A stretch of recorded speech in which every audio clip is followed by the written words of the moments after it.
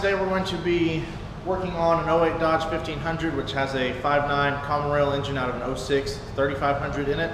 Today I will be showing you a step-by-step process on how to replace your CP3 injection pump. Today on this truck we are going from a 12mm pump to one of S&S 14mm pumps, because we have capped out where we are with that one horsepower and we just like to make a little bit more out of it. So I'll be taking you step by step on how to change your pump. This will apply to any 03 and up truck. Steps are pretty well the same. All the bolt sizes will be the same. So let's just see what happens.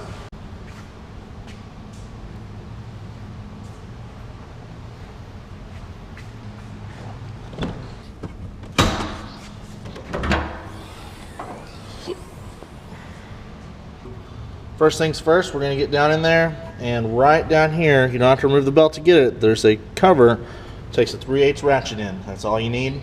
We're going to get that off real quick. Be our first step.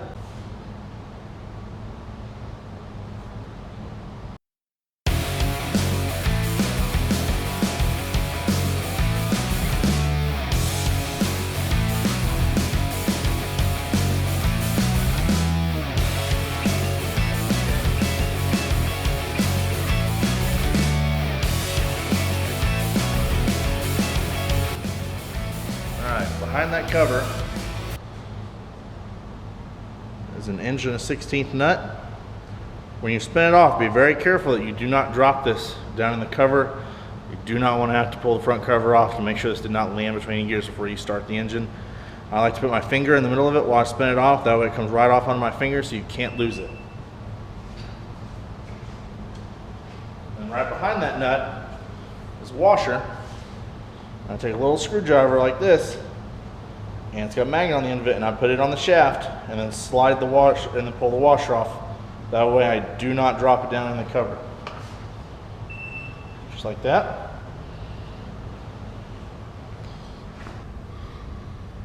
Okay. So now you got a high pressure line right here.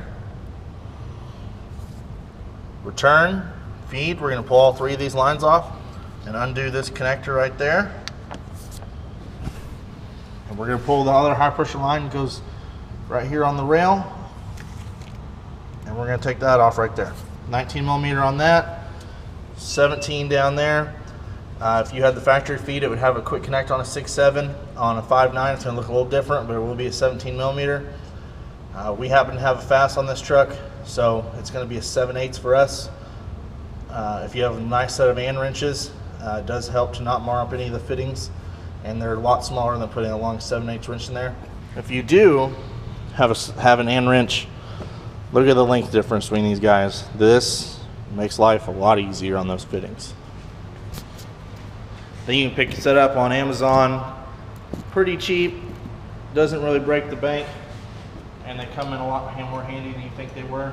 And if you have nice looking fittings that are anodized, they don't scratch them.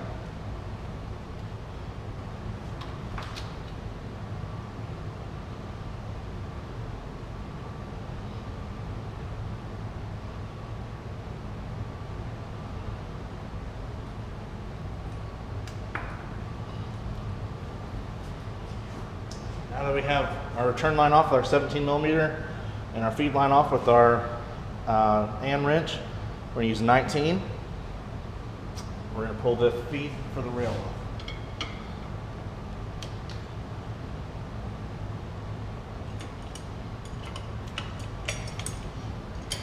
Just go ahead and pull that guy out. Lay it to the side.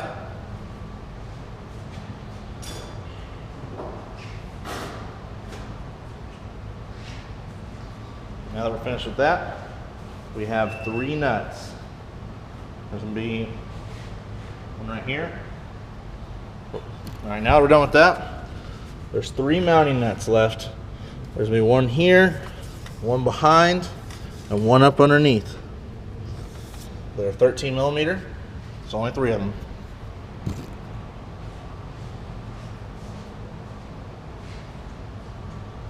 By now in the video, we should have our cover off. we should have the shaft nut off. We should have our nuts, mounting nuts off, all our fuel lines.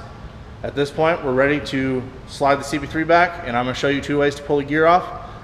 One is technically the correct way. The other one works, you know, as long as the gear's not too terribly stuck on it, which they typically ain't. To get the bottom nut off, I would recommend taking and getting from underneath side with a wrench instead of unbolting the ECM. It's a little quicker. If you don't want to slide underneath the truck, you could unbolt the ECM really fast and get it with a ratchet. The ECM is just really close to that nut from underneath to really get a ratchet on it to get actually back behind the CP3 so you get a stroke on it. So I usually, so what we have here is a Blue Point puller. See if I can get that to show the deal, maybe not. It's a SP504. What this does, this will go on the front gear. It has 2 holes in it. These are the right bolts. I think you can pick this up for, I think even our Snap-on's under 100 bucks. There might be other brands out there. Probably, I'm not 100% sure. This came in a kit of Snap-on Cummins specific only tools that I bought a long time ago. So this is our actual new 14mm pump from S&S. And what this does, this goes on here and your gear will be, of course, on the shaft, 2 bolts, and it'll use this to press off. Now, if you don't want to spend the money on a gear like that, gear puller like that, 2 screwdrivers and a rubber mallet will pull this pump. You do not need that gear puller. This is a trick that an old man showed me a long time ago. Now you do have to keep in mind, so this right here is your 3 nuts you pulled off. So this stud goes here, here, and here. So you got to watch that. You don't want to hit the studs because this is going to be flat against your timing case. You don't want to hit the studs and you don't want to hit this. You want to go right down through there and right down through there. So what this will do, this will go down just like that, and it will pop right off. You have to kind of grab the pump and rock it back just a little bit. You can see we can grab this one and it's pretty loose. You can see there's kind of a gap. I don't know if you can see that, but there is a gap between there now. So if you wanted to use that, you can. Our pump slid back now. Gear is loose from it, and you can kind of just rock it just a little bit to pull it back.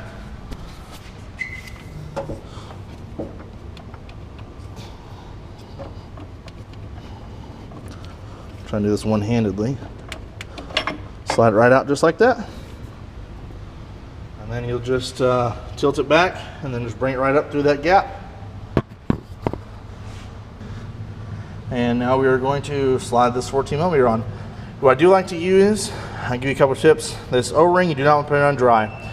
You'll risk the chance of rolling it, cutting it, hurting it, and you will end up with an oil leak.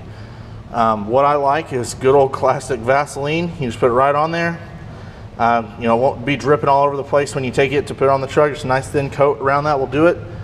And you can slide that pump on, and then just once you get it on the studs, just kind of work it. Just load it back and forth until it'll just slide right in. Then you can go ahead and tighten your mounting bolts down and put all in 13mm right there, just tighten them down. And we will put the nut on it and torque it, and I'll give you that spec here in a few minutes. And let's go ahead and get this pump back on. All right, we got our pump rocked back in there. It's fully seated. You know, just kind of rock it back and forth just a little bit, and it'll pop right in. And notice we did leave the caps on. Guys, this is a common rail fuel system. Any dirt that gets in this system will be detrimental when it leaves this pump and goes into your injectors. So be very careful. As you notice, we did leave all the caps on everything on this while we were putting it in, so that way we don't get any dirt in it. Nothing like that. We will clean out our high pressure line and stuff before we put it back on, and we will blow it out with dry air in a can. Do not use an air compressor that generates moisture. The bottom air compressor, especially if you don't drain it out a lot, does handle a lot of moisture, and so we like using dry air here at my shop. So we'll buy just Ultra Duster. It is perfectly dry. There's no moisture or anything. This is pure compressed air, as long as you don't do that. Straight blown air. There's nothing wrong with it. Never had a contaminated fuel system after cleaning lines with that. So that's what I recommend here. You might do your own thing. Maybe anyone, if you comment on this video, you might do your own thing, but that is what I'm going to stick with. I've done it for the last 8 years like that, and we've never had a problem. I've seen a lot of posts on Facebook where people decide to work on these engines and they don't understand how critical it is not to have any dirt in your fuel system. So that being said, let's go ahead and stick our 13.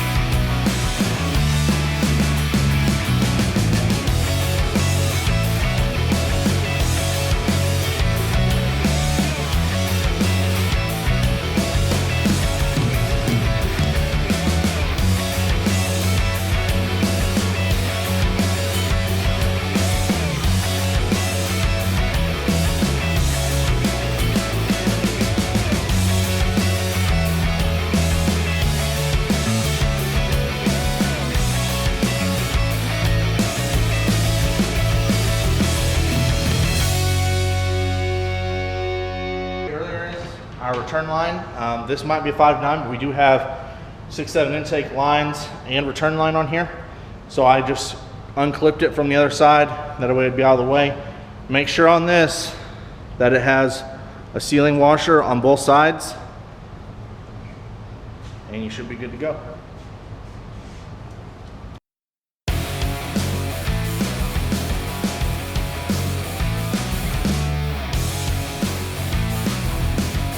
All right guys, so our GoPro died right there while we were putting our final nut on in the front of the pump. So I'm not sure if that footage got lost or not, what I was talking about. Same way I pulled it off, I like put the nut and washer on my finger, then use my other finger to slide it on. That way I'm touching the shaft the whole time and none of that can fall in the timing cover. I've heard a lot of horror stories where people actually drop those down in the timing cover, and that would be a mess. We do not want to do that. That would not be any fun for this job. So now we're going to torque that nut, and I looked it up and it calls for 77 foot-pounds. So we're going to bust out our torque wrench right here.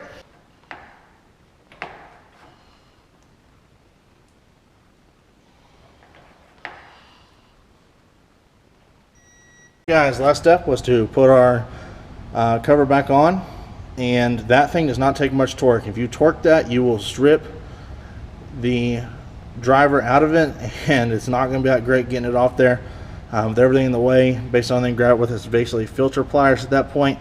So just when it stops, it stops. Don't keep cranking on it. It will not come out of there. It is plastic. They do make billet ones you can buy.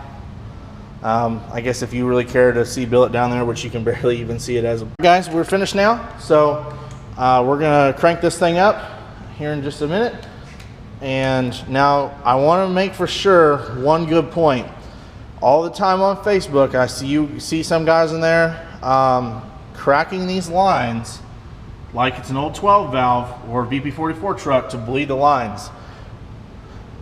These systems operate a minimum of like 5,000 to 6,000 pounds of pressure at idle, all the way up, you know, around 30,000 it could be at certain points. You do not want to open that line and have that much pressure come out of it. It will hurt you. I mean, right on the side of the rail back here, if you can barely see that, is a warning. That is a picture of someone's hand getting injected. It says, do not open up this system, period, while it is running, cranking, anything that would be causing that thing to be pressure, do not do it. This system will bleed out on its own. We will show you that here in a minute. When we go to crank on this thing, we'll show you the whole cranking until it starts. It will start up, it will bleed its own self, and it will idle smooth as glass.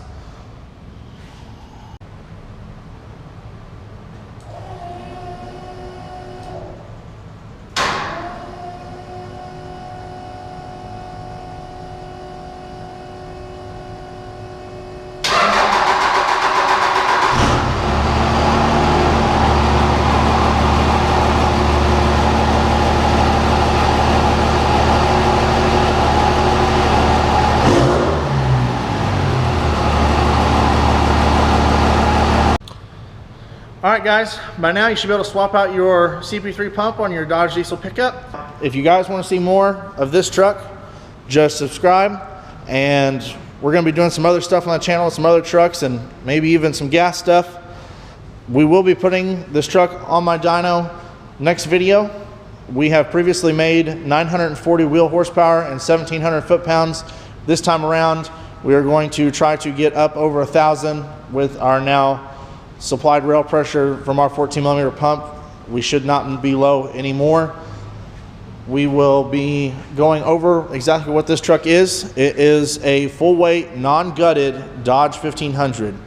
So that means it has a full-blown bed in it, has everything down to a subwoofer inside the cab. This truck is still decently light, so we wanted a nice, light, cooled AC street truck that makes over 1,000 wheel. That's been my whole goal with this truck the whole time.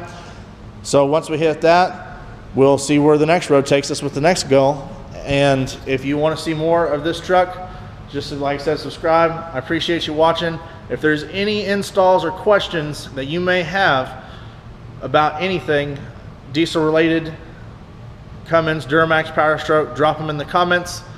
We will be doing a lot more videos like this. So that way you guys have some of the information. I've watched some of the videos personally myself just to see what was really out there, and it seems like they skip over a lot of really showing you what's really going on. It's really vague. I think I'm going to try to do just a little bit better idea of really showing you guys how to do it, because I don't feel like some of them describe how to do these processes very well. So we're going to try to help you guys out with that and try to answer some questions to help you guys out that like to work on your own trucks. So just stick around.